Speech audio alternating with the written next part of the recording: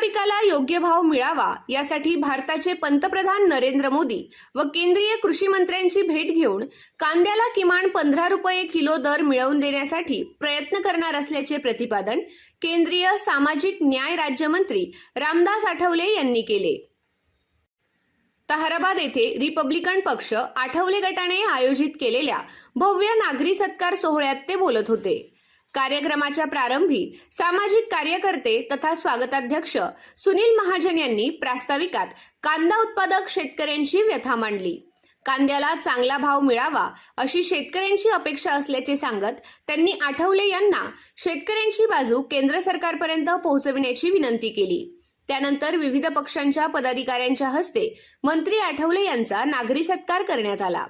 सत्काराला उत्तर देताना आठवले म्हणाले की अवकाळी पाऊस व गारपिटीमुळे शेती पिकांचे मोठे नुकसान झाले असून शेतकरी व सर्वसामान्य नागरिक संकटात सापडले आहेत।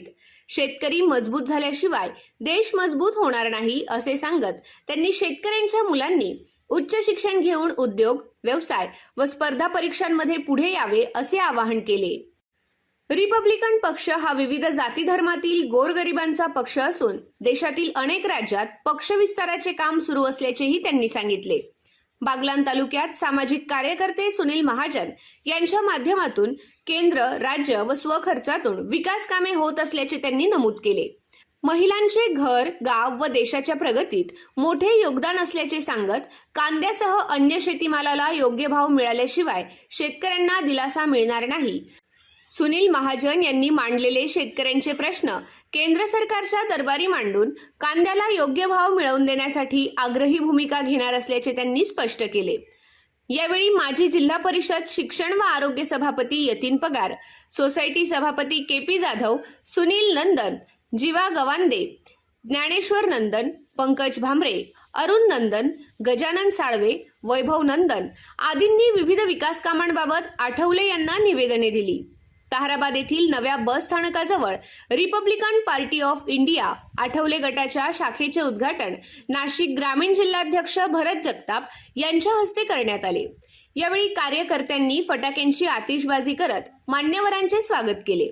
दरम्यान महात्मा ज्योतिबा फुले व सावित्रीबाई फुले यांना भारतरत्न पुरस्कार जाहीर करावा अशी मागणी गजानन साळवे यांनी निवेदनाद्वारे आठवले यांच्याकडे केली। कार्यक्रमास जिल्हा कार्याध्यक्ष संजय भालेराव, सरचिटणीस किशोर सोनवणे, उपाध्यक्ष राजू अहिरे, तालुकाध्यक्ष संदीप गांगुर्डे, सटाणा शहराध्यक्ष ईश्वर सरदार, साखरचंद कांक्रिया, सुशीला जाधव, सुरेश महाजन, कल्पना जाधव, अमोल जाधव, सर्जेराव गवळी, रामचंद्र खरे, गणेश जाधव यांच्यासह बागलाण तालुक्यातील विविध समाजातील नागरिक मोठ्या संख्येने उपस्थित होते। कार्यक्रमादरम्यान उपविभागीय पोलीस अधिकारी यशवंत बाविस्कर, सटाणा पोलीस स्टेशनचे सहाय्यक पोलीस निरीक्षक सागर काळे, हवालदार SB बच्छाव, अरुण वनसे यांनी चोख पोलीस बंदोबस्त ठेवला होता।